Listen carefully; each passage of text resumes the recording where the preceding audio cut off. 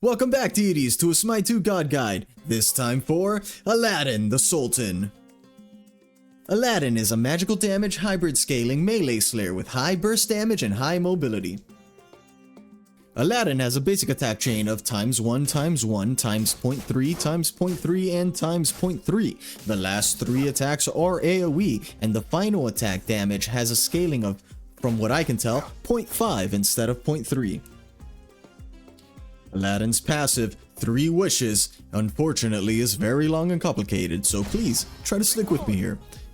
Aladdin gains a charge of Genie's strength every 15 seconds, stacking up to 2 charges. You can see those as the little eyes above Aladdin's portrait here to the left.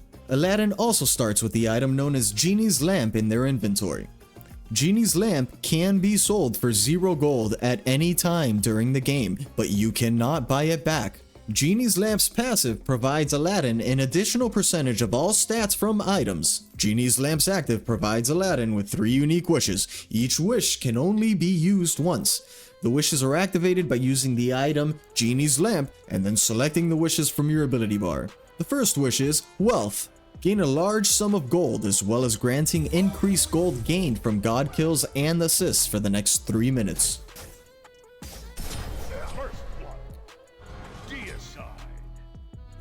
The second wish is Immortality. While dead, wish to be instantly revived and gain speed hack levels of movement speed for about 10 seconds.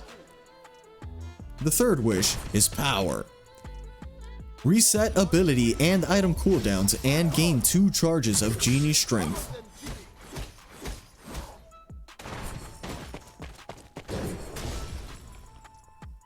Aladdin's first ability, Kuffic Invocation. Fire 5 Kuffic symbols that deal damage in a cone.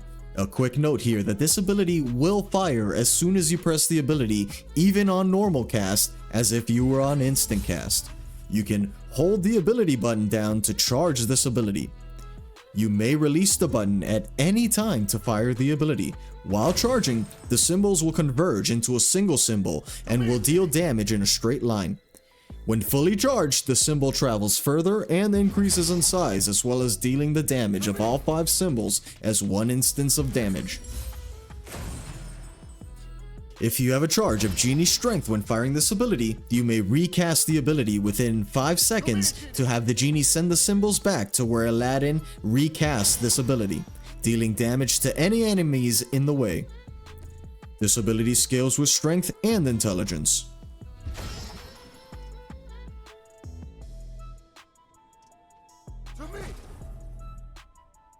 Aladdin's second ability, Sultan's Grace. Dash forward and deal damage to enemies you pass through.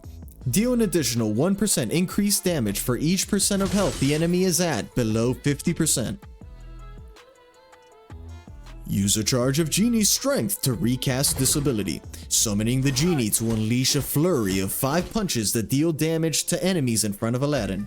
Another quick note here is that the genie is considered an independent character from Aladdin and is also untargetable, meaning, for example, that the genie will continue to deal damage in front of Aladdin even if Aladdin dies. This ability scales with both strength and intelligence, and the missing HP damage increase scales with intelligence. Aladdin's third ability, Agile Run. Dash forward. Dashing into a wall will cause you to run along it before leaping to a location, dealing damage to enemies in the landing area. You cannot change directions once you are dashing. You may use a charge of Genie's Strength to call the genie to slam down at the target location with you. Enemies in the area take damage and are knocked up. The angle Aladdin runs on walls is determined by his angle when hitting the wall. The wall run will take a maximum of 1.25 seconds. Aladdin can jump over walls as well as wall run on all walls, structures, and player-made deployables that he would normally collide with. I'm looking forward to check to see if this works with a Vulcan turret, but we'll get there when we get there. Aladdin is not targetable while wall running. Aladdin's fourth ability, Into the Lamp. Throw the lamp forward. Stopping on first enemy god hit, Aladdin and the enemy god are pulled into the lamp to challenge each other. Both characters are healed a minimum amount. Aladdin's non-ultimate cooldowns are reset and the enemies are halved.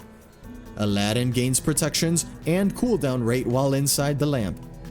A deployable is created where the enemy was hit by the lamp, leaving behind the lamp as a gateway, allowing any god from either team to enter the lamp and join the challenge.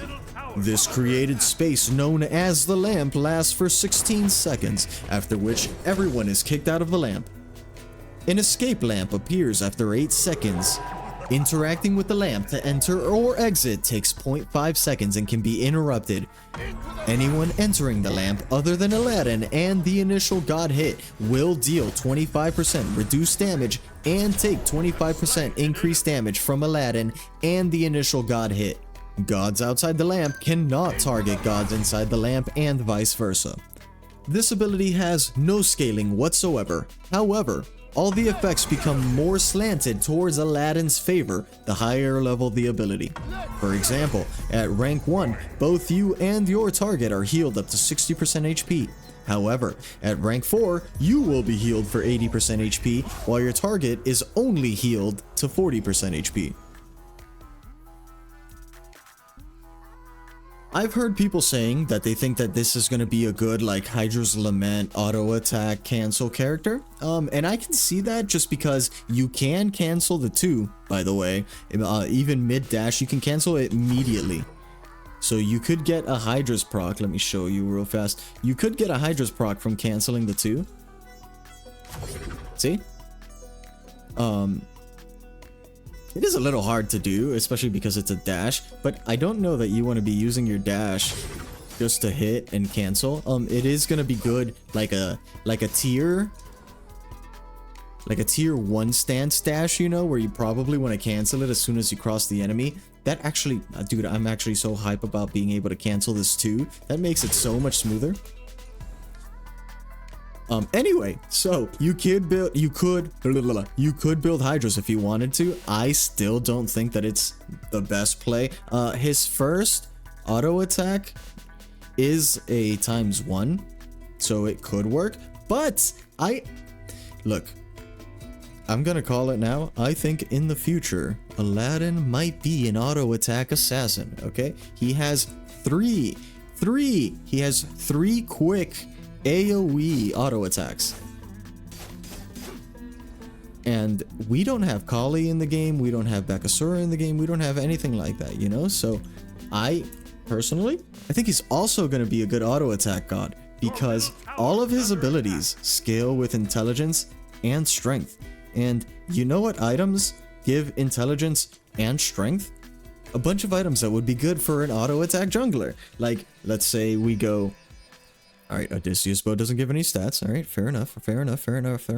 In no particular order, okay? Let me sell this. Let me just buy, like, let's say Braggy's harp, and then we get a death metal. Why not? Just for some, well, crit wouldn't be good because of the 0.3. But Sunbeam bow would be really good. We keep building some magical, because I do scale mostly from magical. When you hit an enemy god or jungle with an ability or basic attack, so you're going to be able to stack this so fast. We could even go Odysseus bow instead. Okay, let's make an actual build here, and then we're going to go Kinsblade, and then probably like an Executioner or something. Where is Executioner? There it is. Like this build, I don't know why this wouldn't slap. Because my abilities are going to gain so much scaling. Look at this. 72 in and 81% strength. I have 153 strength and 116 int, which isn't a lot of int. But you got to remember that auto attacks scale primarily off of your strength stat and your basic attack damage stat, which, by the way, Hydras, include my basic attack stat in my fucking stat column. Anyway. Let's get level 20. Let's get this guy level 20. Pop. Apply setting the bot. And I just want to see what auto attacks. I know he doesn't have any items or anything. Don't worry about it, okay? Look, okay. See? See what I'm saying? Like, how could that not be good? How could that not be good? Let me activate fucking Sunbeam bow. Look. That was 1900 damage per second. 1900 damage per second.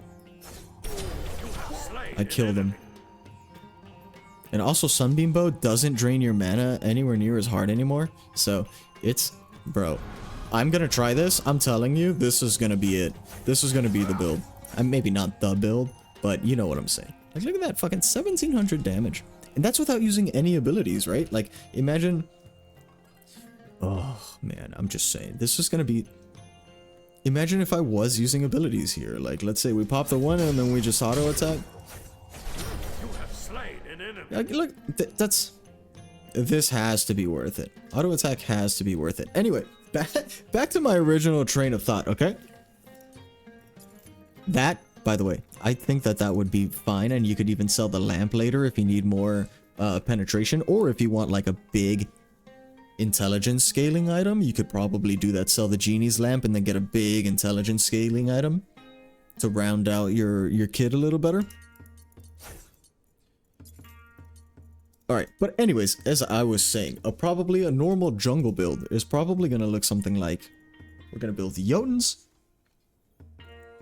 the Crusher, Brawlers, Heartseeker, Titanbane. We're gonna leave this in here the whole time that we're testing stuff. So there is potential for another item. Doesn't matter, okay? We're gonna see what we can do here. Ignore that bot over there, okay? Don't worry about him. He's fine. Spawn Godbot. Let's see, one ability rotation with an auto between each. Auto 1, send it back. Auto 2, cancel. Auto dash. That's right, R3 doesn't do damage. I mean, that was 2600 damage. That was 2600 damage with auto attack. What was it? 3 auto attacks and 2 abilities and the 2 uses of our genie strength. And I do still have the 3 actually. I could still hit him with the 3 and that would kill him. 2920. Alright, now let me sell all of this and build like a blaster magical assassin character. Obsidian shard. So let's do the same rotation. By the way, all my abilities were level 1 there and I did 2900 damage, which is a little fucking absurd. Remove bot, spawn godbot. Alright, so auto 1, send it back. Auto 2, genie, auto. 2100 damage. So not as much damage. Not as much damage. So there you go. Building him physical is probably the way to go. If you're going for ability damage. Which all of that ability damage comes from the genie, right? Most of it, most of the large scaling comes from the genie. And the genie also gains the strength scaling where you gain the intelligence scaling. So what does that mean? That means if you can utilize your passive well, then it's better to build strength. If you can't utilize your passive well, if you're not very good, remember that this, you can shoot it and miss and then move behind the target and call it back and it's gonna hit him. Okay, if you're good at using your passive, then it's probably better to go physical. I still think personally that the best thing to do would be to go auto attack because you're so mobile and you're gonna be dashing into people's faces, right? That it would, and it's just so funny being able to auto attack so fast. And auto attacks are some of the more fun items in the game. So personally, I'm gonna be trying him auto attack. And that concludes my god guide for Aladdin the Sultan. If you found this guide useful, please leave a like, leave a comment sharing what kind of build you're most interested in building, and subscribe for more. I've been your host, Thisia, and I hope to see you all on the Battleground of the Gods. You are my fan!